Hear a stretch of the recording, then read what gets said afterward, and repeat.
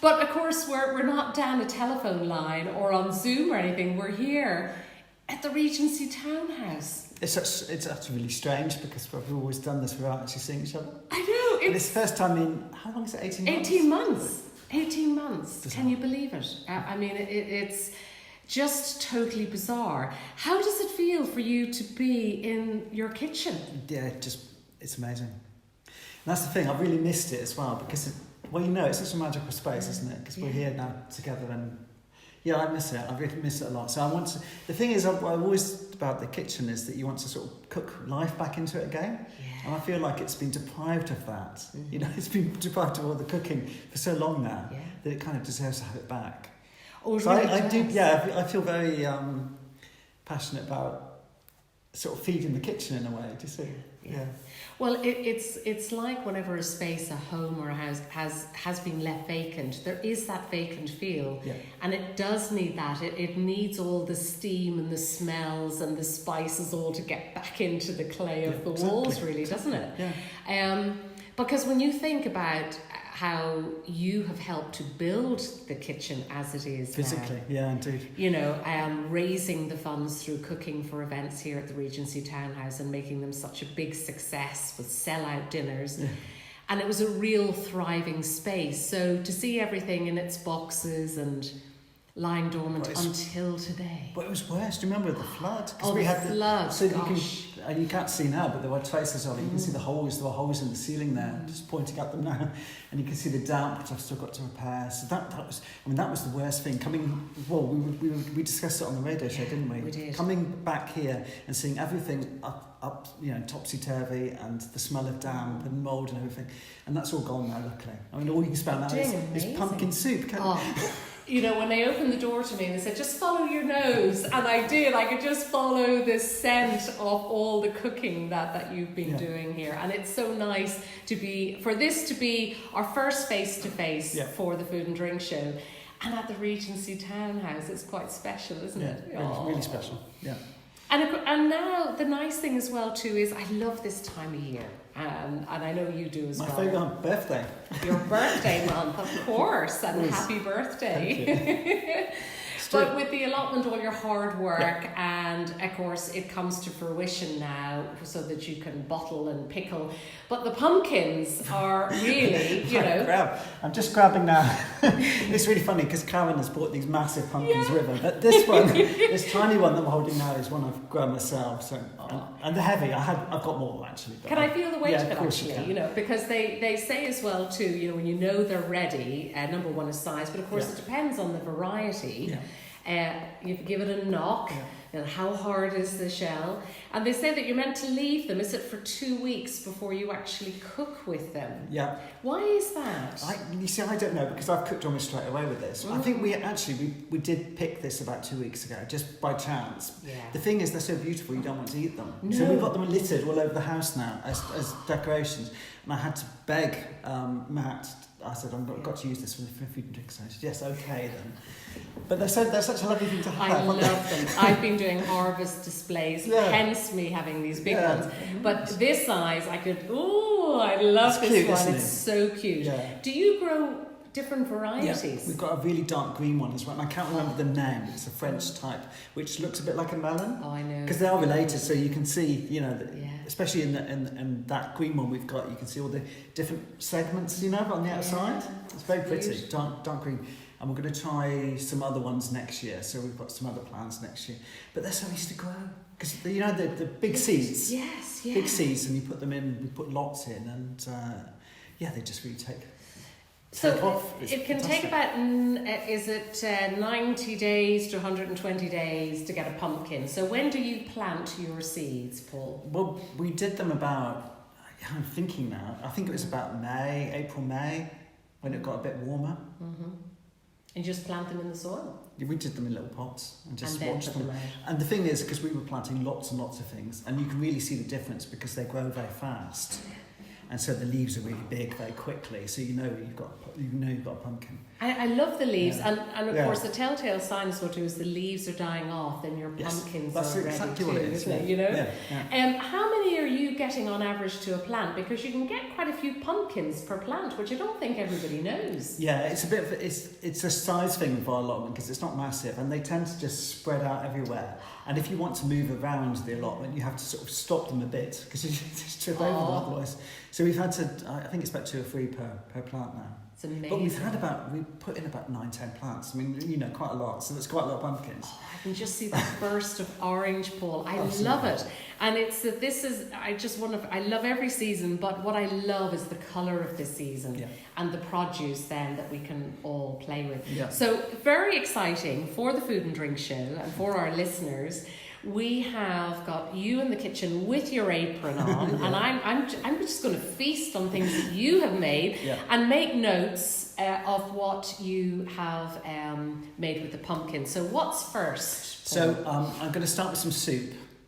And then we'll go on to 2. I've got 1 pumpkin related pudding, and I've also made a seed cake as well, which I want you to try. Because I've got this whole thing with seed cake at the moment. I'm trying lots of different variations on it, and so this is one of the tests. Well, I'm delighted because I think this is the one that you've had up on your website. No, that's on your a different one. Oh, that's a different. Oh gosh, we could Which talk cake all afternoon. I'll tell you about that one in a minute. But what I'm going to do now is grab some soup. Oh yes, first to try the soup. Brilliant. Oh, lovely. And it's quite a thick soup as well, too, isn't it? I'll put apple in it. Oh, Proper, nice. Hearty soup. Oh, I'm just going to give you a little bit there. I have now started to make soups again, and I've been making a variety, just really, as I call them, my soup fromages, whatever's in the fridge. So now I've got about half a dozen pumpkins that's going to feature big time. Now this is quite a chunky soup. So tell us what you've got in here. So what you basically do is roast everything in the oven first. So I've roasted the pumpkin I take out the seeds, but I do leave the skin on because it's easier to deal with. So you just chop it up. And then you can peel it off the skin. So I've done that with all the recipes today, actually. Great tip. And don't take the skin off. Just roast it with the skin. Easy then to take off. And I was reading up. There was this lovely 19th century bit in my books, and he was talking about how pumpkin takes on the flavour of whatever you put with it. So they often use in the past they used pumpkin with plums, for example, and so the plums it sort of intensifies the flavour of the plums. So in this soup, you've got lots of spices, but that pumpkin can take a lot of spice. So I've got chilli, I've got fennel, what else have I got? I think there's a tiny bit of cinnamon as well. Let's have a quick taste. And fennel, what a lovely thing to put with it, because again you've got that earthy taste, which is coming off. Ooh, lovely. So listeners, just to kind of give you an idea, we've got a little bit of Parmesan cheese you put on there? Just put some croutons and some almonds. Oh, some slices of Yeah, almonds. really that's what it is. Very nice. They are very thin. That's why I thought it was Parmesan. And the pumpkin soup, the smell is really delicious, and you are getting that, you're getting the smell of the fennel there, aren't you? And the spices that you've put in. Yeah. And it's sort of a mustardy yellow colour, isn't it? Because it's picking up all the spices that you've got. Mm. Oh, it's lovely with the apple. This apple's good, isn't it? Oh my goodness. Oh, that is really good. The apple as well, so it's completely. Oh, isn't that nice? And the nice? fennel, because you grow the fennel for the seeds. So I collect those as well. All from the allotment. Yeah, lovely. It's satisfying. One of the few English spices, if you think about it. If you think of fennel as a spice, anyway. Oh, it's delicious. Really good. Now, we're getting that little kick there as well from the chilies.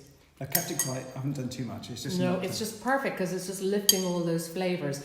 Now, from a quantity point of view, with the ingredients, how much of what have you put in? So, if it's a full pumpkin, I reckon for 2 people, about half a pumpkin. It really depends on the size of your pumpkin. Though, because ours are tiny, obviously.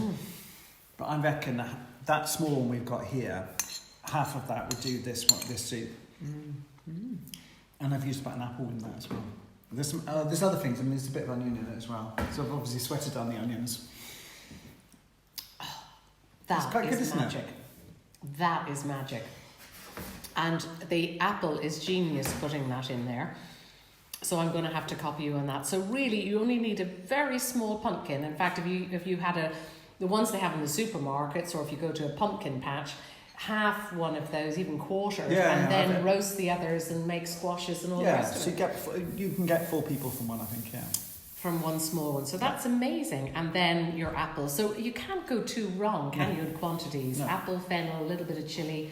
What else have you got there that's bringing out some of the spicy taste? Well, I think it was cinnamon. Cinnamon. So I can't remember now. You're just throwing it all in, as a good chef does. Just chuck it all in and see what happens. There is sweet spice in there, definitely. I think it must be either cinnamon or nutmeg. I think it's cinnamon. Well, I tell you, that gets a big thumbs up. Talking about spices, to do that. I've got more spice in here as well. It's all about the spice. And just grab another plate. Great. And now, while Paul has gone into the back kitchen there to get some plates out so we can try some of his small pumpkin pies. So they're individual treat size. Yeah. And they look delicious, and they're caramelised on the top from sort of having roasted in the oven. Lovely crisp pastry too that night as you slice into it. Oh, what a feast. So I made these small because for Dine Like a Servant, which I did... when was that? A long time ago now. Yeah, so we did an October menu, a Halloween menu. And I made these and also served them with some chocolate tarts as well. So that's why they were so small, because people got 2. You got a chocolate tart and a pumpkin pie. When you do desserts for any of your, dining like a servant events, oh my gosh, the puddings are just divine. So let's see here. So lovely pastry.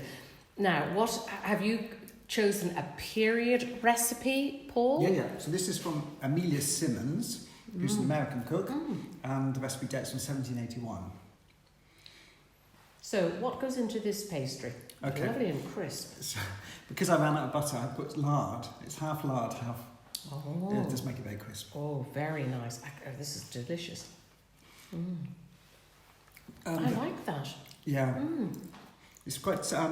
it's also quite nice because the spicing is not too powerful, is it? It's quite minimal. It's lovely. And that lovely sort of custardy texture from the pumpkin on top. So what have you mixed with the pumpkin to make the filling? Well, when you threw them, because it's really dead easy, so you take your pumpkin, you chop it, like I said, you don't peel it, you take out the seeds, you roast it in the oven. And then you scoop all the flesh out into a bowl. You add cream to that. You add, in this case, 1 egg to that. And then I added half a teaspoon of ginger, 1/4 teaspoon of mace, 1/4 teaspoon of nutmeg to that. There's about 3 or 4 tablespoons of sugar that goes in as well. See if I've got everything in there. I think that's it. You blitz it up until it's really quite a thin paste, because it's custard. I've done the pastry based at half fat to flour as normal.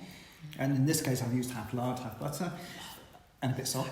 Make your little pastry cases. You don't have to blind bake it or anything. You just pour the liquid straight into it. Oh, that's so good. So they're really liquidy. It's really liquidy. And you think, this isn't going to set, but it does. And you pop it in the oven for about 15 minutes.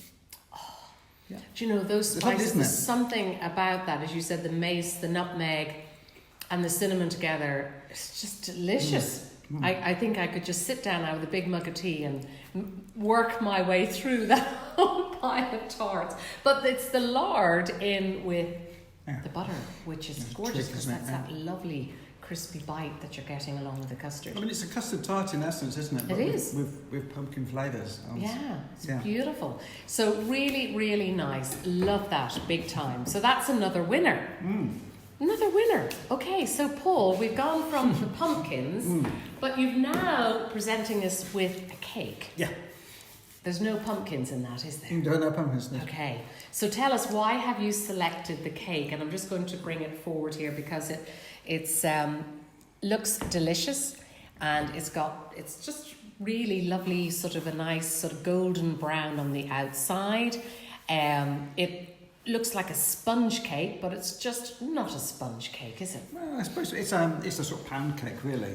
That's the quantities of butter, sugar, and eggs it uses.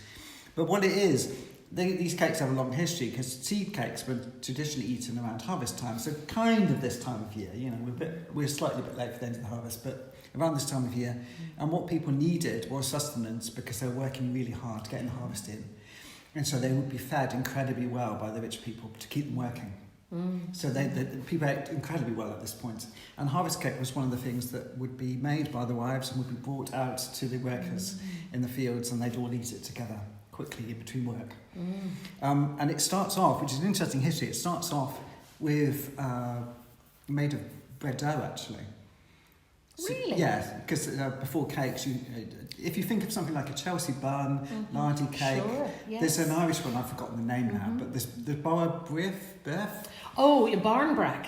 But yeah, exactly. Yes, barnbrack. Thank you. Yes, which is another version. It's basically bread dough which has been enriched with I think, Fruits, lots of and fruits. stuff, Yeah, isn't it? yeah. Sugars. Candied fruits and things. So what they're doing is basically enriching bread, because what the women would do is get the dough from the bakers, put all the stuff in, and then give it back to the baker to bake. Oh, how nice. Yeah, Such it's a lovely, isn't it? community thing to do as well. So that's how seed cakes start, basically. So they put seeds, they put caraway seeds in this essence in the bread.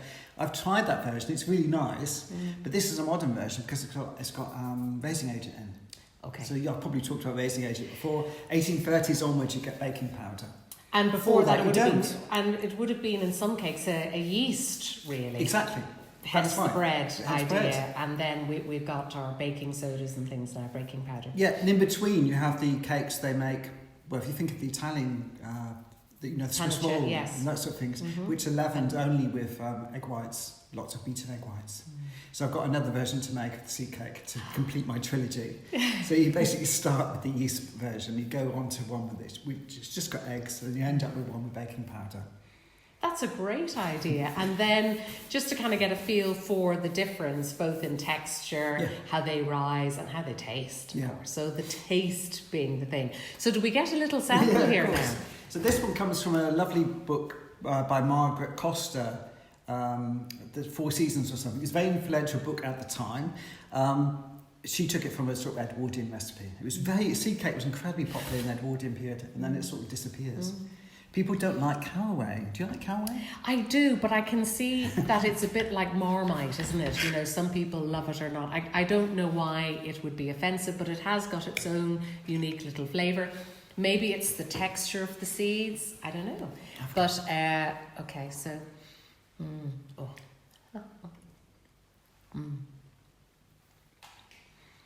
And there's good eating in it. Yeah.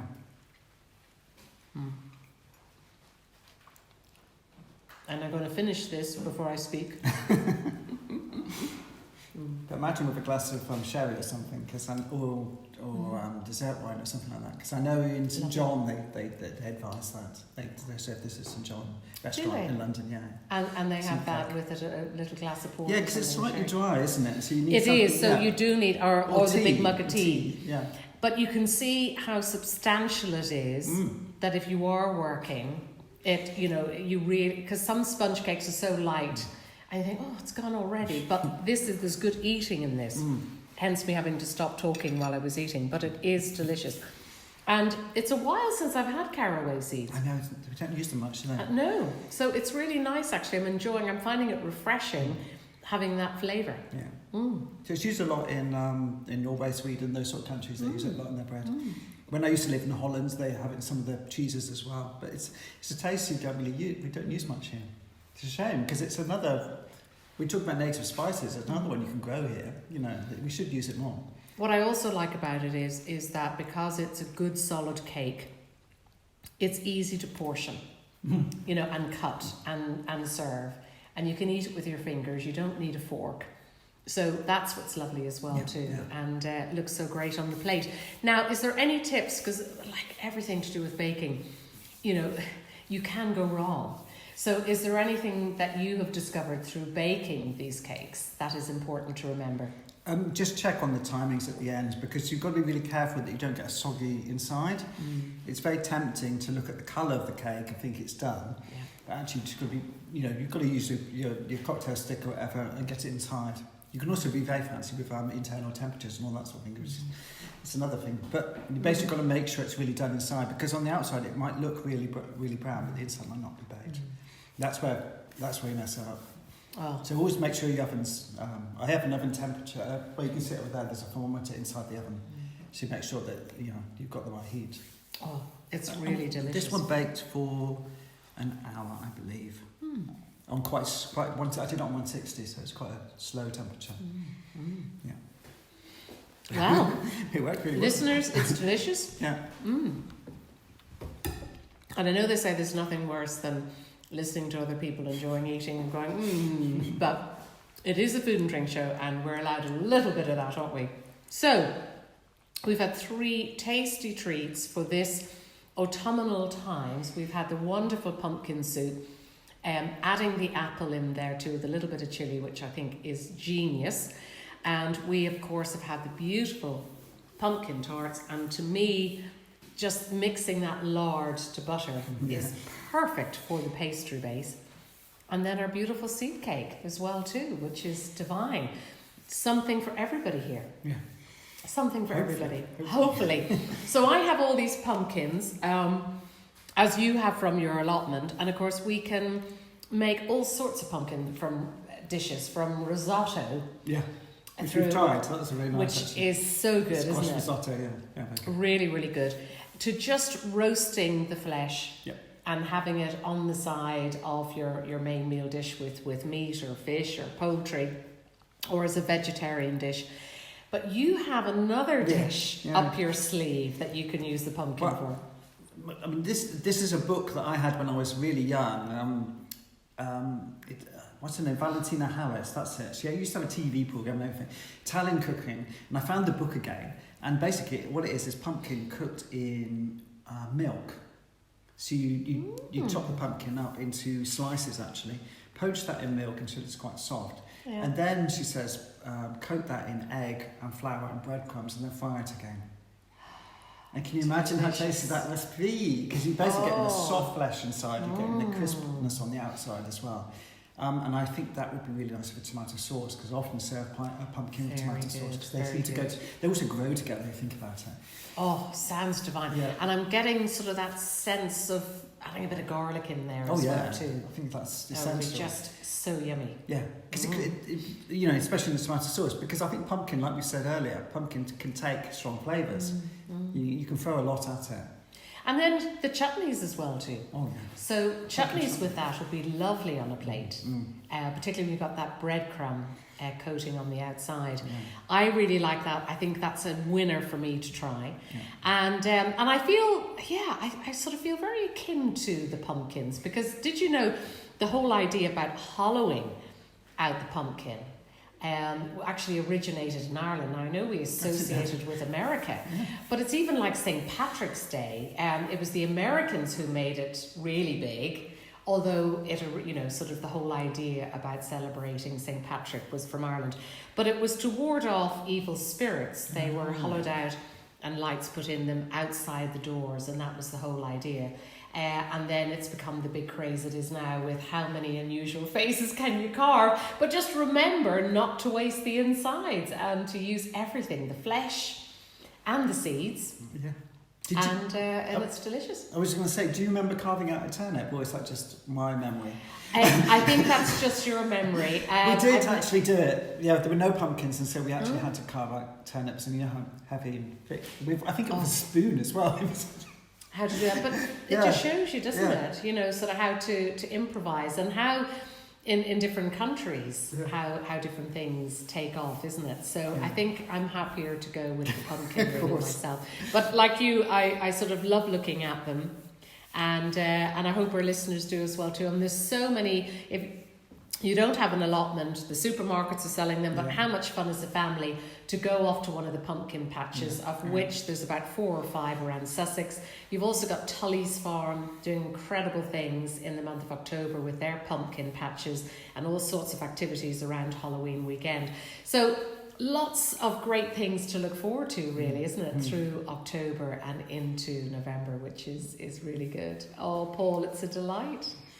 It's wonderful. nice to be back. Nice to be back. Back with real people. Yeah. So you're listening to the Food and Drink Show with Paul Couchman and Karen Morton. We have been talking about the delights of cooking with pumpkins. Now, we are going to take a little break, and when we come back, we're going to be talking about Sober October.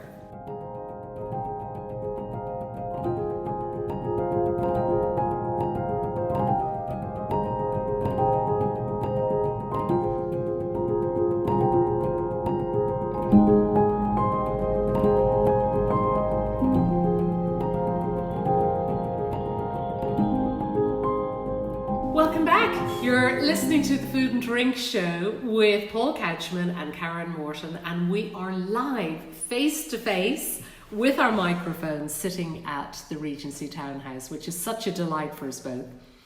And it's now time to kind of wash down all the goodies that we've eaten so far. That Paul has made, and I got the easy job because mine is infused water in a jug, and it's very pretty colour, isn't it? It's a lovely sort of, what would you call it, sort of a raspberry red? Yeah, it's slightly in between orange and red, isn't it? It is, it and looks it's a bit ideal like for this time of year. Pink grapefruit juice or something like that. It's got does. that colour to it.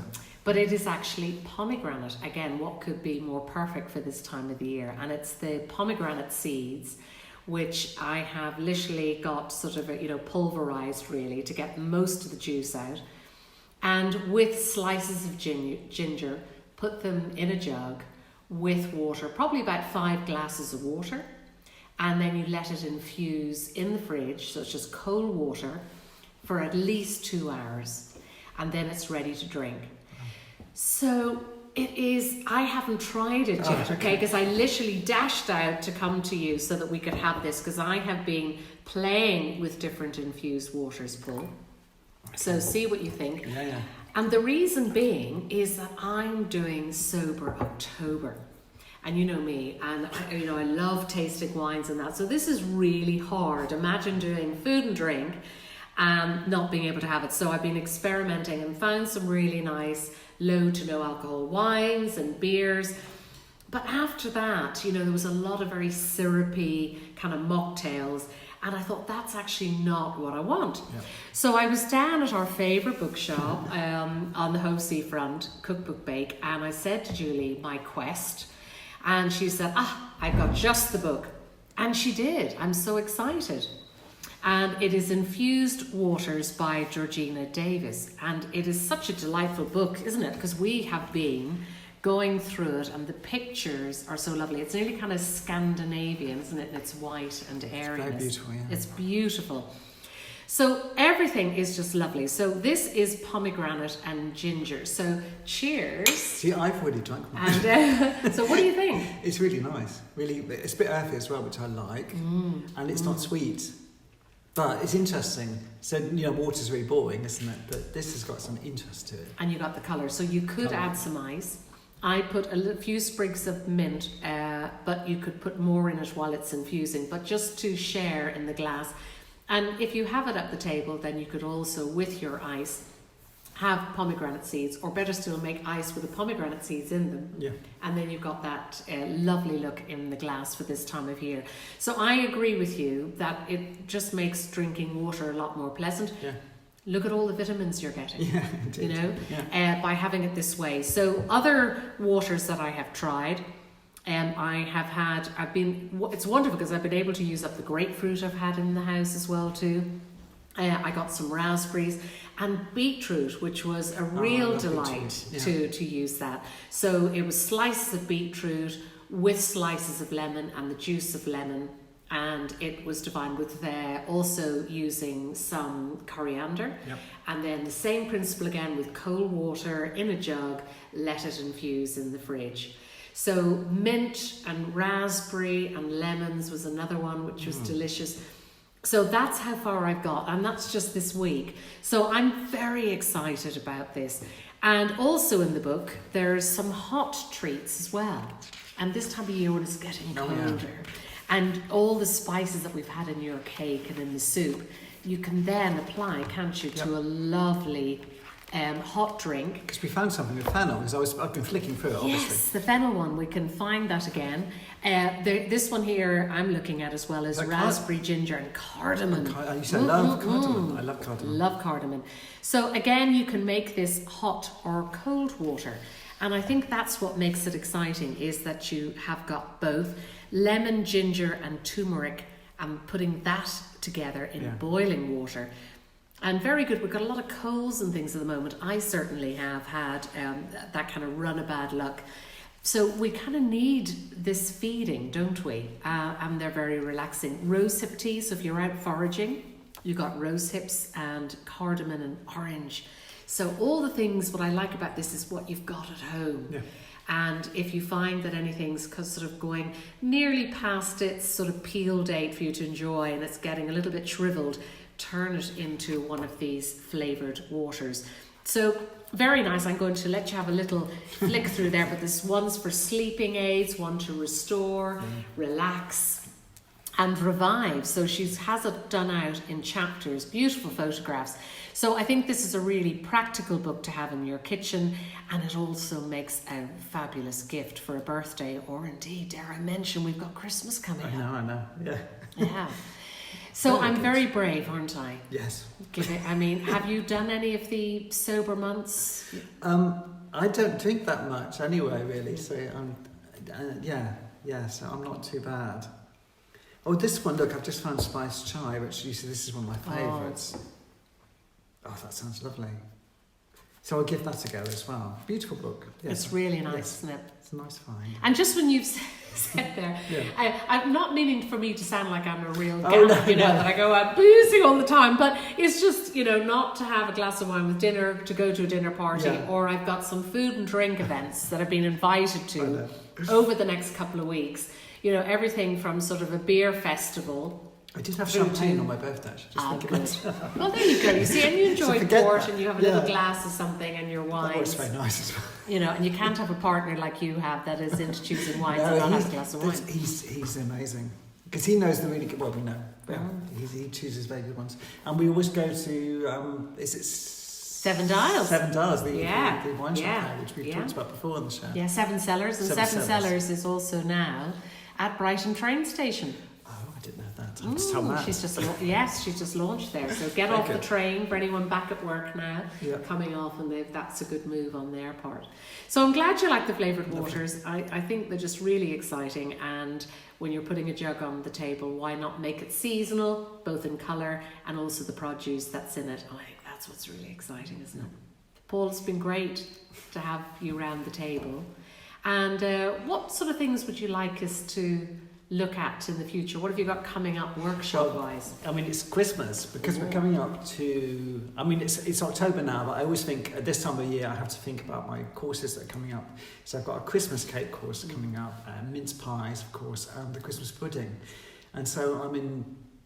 what I've done actually as well, because of all the trouble finding supplies, is we've got all our Christmas stuff already in the house. So you're all ready to go. I'm sorted for Christmas. And so the workshops, because before the pandemic, you did them here at the Regency Townhouse, and then you so cleverly took everything online and videos and all sorts of interesting booklets for people, and I did the mince pie one last year. Lovely. So I'll have to do the Christmas cake one. That'd be nice. It's a long time since I've made a Christmas cake, actually. And the thing is with the courses, because often these are things people think, I will do it.